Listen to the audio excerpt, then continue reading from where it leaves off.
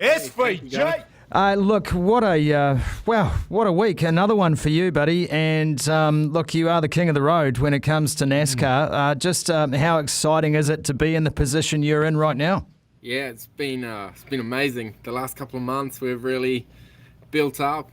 Feel like our ovals are really improving, but the road courses, just been so special to win. I think 4 now, so really, really cool.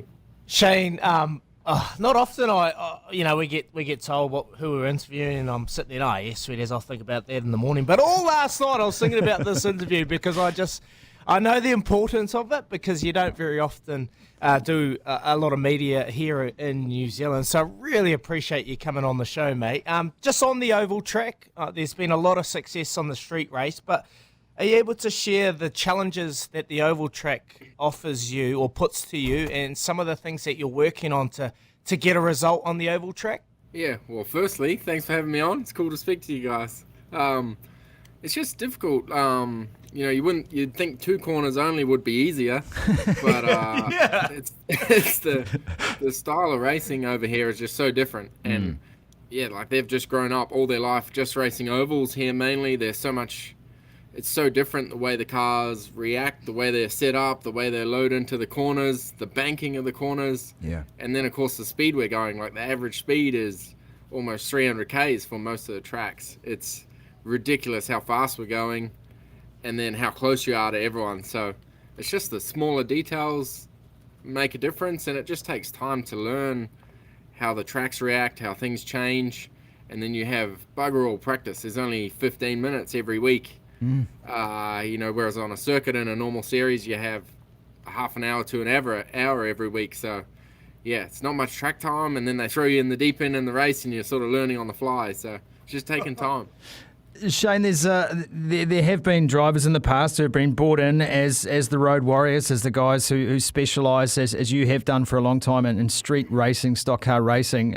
But you've had the support of Trackhouse this year that perhaps you didn't feel last year. How important has their commitment to you been in ensuring your commitment to them? I wouldn't say I haven't had backup from the teams. It's just, I don't know, it's when you have a change of environment, or, just a fresh start, It's been really good for me to try something else. It was the sort of V8s had gotten a little bit stale over there, and things had changed. And, and I'd done it for 15, 16 years, and it was good just to get a new, I still love my racing, but it was just good to get a new motivation and a new challenge, and a good time to try something different, and I've really enjoyed it. It's been good actually being below average at something, and knowing that you can get to better. It's just going to take time. So I've really enjoyed, being at the back, struggling and trying to make myself better. It's been a really cool thing to do. Yeah, amazing. Are the fellow competitors starting to take notice now, and how do you fit amongst the fellow competitors with the relationships that you've built over the last couple of months? Yeah, everyone's pretty cool. I got some great teammates as well, and they really helped me on the ovals, and then I helped them on the road courses. But yeah, obviously we got a bit of a target on our backs now on the streets, and they're trying to get us, and we're sort of what everyone's aiming for. But then on the ovals, we're still sort of building that up, but everyone I race with is really good. I enjoy the racing, and it's hard. You can't really have enemies, because you race every single weekend against the same people. It's not like you race them and don't see them for a month or two. Normally, if you have an accident with someone, you're racing them the very next week. So you kind of got to get along with everyone. Can you just explain, turning up to one of these big tracks, these famous NASCAR arenas that are so different to what you would have experienced in supercars, and just give us a sense of the atmosphere and the environment, and just how big this sport is, especially through the South and the real stock car heartland of America? Yeah, we'd have, there'd be some big V8 races, like when you go to Bathurst, or you'd come and race in New Zealand, but it's almost every single week the places are pretty packed. And like when you go to a Daytona or even like a Vegas, just the atmosphere, the speed, and all the hype around the race is pretty cool. And it's just every single week, relentless. And like when you go to a place like Vegas and it's your first lap of the place, and coming up to a corner flat out, and it's almost, you're doing just over 300, and you got to tip it into this corner flat out that looks like a wall you're driving into with the banking, and you got to hold it flat and hope it sticks. It's pretty nerve-wracking. I'm doing my belts up tighter than I ever have. But it's a cool feeling, and just that rush. It's outside my comfort zone, and I enjoy doing that. Oh, it's been absolutely amazing to watch SVG. Have you brought any particular supercar setups or strategies into your NASCAR team environment? Have they delved into your career through supercars and asked you for advice to maybe benefit the NASCAR? Yeah, there's actually a few things we've done with cars. Some of the car setup stuff is similar, and then also with like braking and stuff like that is, stuff I've brought in that's worked for me in the past. I've brought over here, and how I have my pedals set up, and got the guys from Australia to send some stuff over which helped me here, and it's really helped this year actually. So yeah, it's been good trying to implement that. They're obviously, it's mainly oval stuff here, but we do 5 or 6 road courses a year, so it's still a pretty massive part of the schedule. So yeah, it's been good to improve on that, and I think as a whole our team's NASCAR stuff has really gotten better. It's amazing to think now you're in the playoffs, Shane, at least I think you are, and that playoff mix is a little bit complicated for those who aren't native to NASCAR and don't follow it a lot. But you've don't ask me either.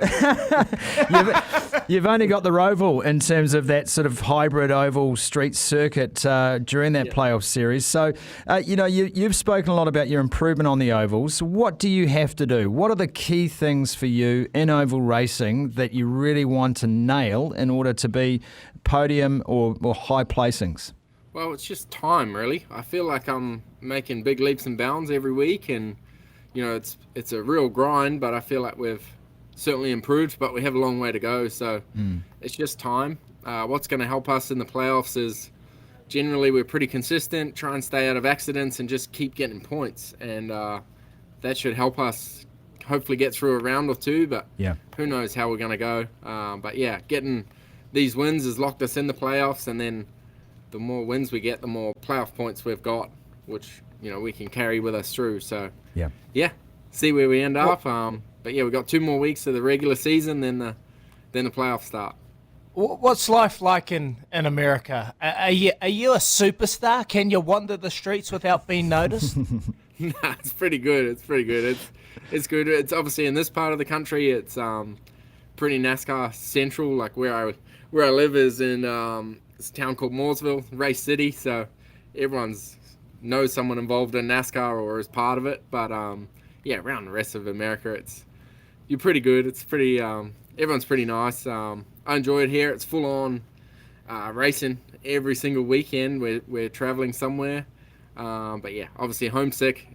Racing every week. I just don't have the time to go home. I used to try and get home every second week when I was living in Australia, but I just can't do that here. I know your dad has made the trip over too. Are you able to just touch on that and how's it having Dad over there with you and being able to celebrate with him post-race? Oh, yeah, awesome. He's been a massive part of my life and racing career, obviously, and when I raced in V8s, he would come to quite a few, 3/4 of the races he'd fly over to and be at, so yeah, it's been tough the last couple of years for him personally, and then it's just so far to come here, and he's been a bit sick this year, so hasn't been allowed to fly, and he finally got clearance, and the first race he come to on the weekend we got a win, so awesome to have him there, and yeah, he's here for the next 3 weeks hanging out, and just it's really cool to have him there. He's obviously one of my best mates, or is my best mate, and then just so fun to have him at the races again. You could just see how much he was enjoying it. Cool to have him back here. It's amazing, SVG. Now, Izzy did promise that he was going to give you some kicking tips as well. The rugby ball into the crowd. Too bad. Mate, I thought it was. Did you get a spiral working at Watkins Glen? A spiral. One of my mates gave me a bit of shit. I need a spiral, but I'm so scared of shanking it off the side. So. So the key is SVG, Oh, no. and Here I'll we just go. give you a few tips here. Oh, no. It's all on the ball drop. So basically, you want to hold the ball in two hands, Oh, God. and you just see that pointy bit. If you want accuracy and you want to be able to hit your target, which you're doing in the street race, you just gotta. It's all on the ball drop, and it's basically that extension through your quads and just on the tip of your toes. And if you do that, like the spiral, yeah, hit or miss. Looks great on TV, but you've shanked it most times. So just go to the end over end, and everything Go will for be accuracy. okay. Yeah. All good? I'm more worried about doing a hammy actually after being sick for 3 hours. So I'd say what. I'm more worried about hurting myself. After Connor Zilic on the weekend, I don't think you need to do that, SVG. Hey, mate, just last question, very briefly. I mean, do you still get a buzz knowing that, everyone back here is following your fortunes, and even though you might feel a long way away, mate, you're a headline act here, and every success is followed diligently by the press and by the fans. Does that give you a lot of encouragement as a Kiwi boy doing it in what is a very tough field? Oh man, it's very humbling how many people have followed my journey over here, and I think that's really cool about Kiwis and even Australians. Like when we have that Kiwi-Aussie rivalry, but when you're on the other side of the world, they just support everyone, and you see it with Liam Lawson in F1, Scotty and both Scotties in the IndyCar, and you just feel that support when you're overseas, and it's been amazing the coverage I get every week and how much people follow me, even when it's a bad week, the support. But yeah, really thankful to everyone and appreciate the support. And and at a lot of tracks this year, I see Kiwi flags in the stands and stuff, which is just so cool, and really appreciate it. And just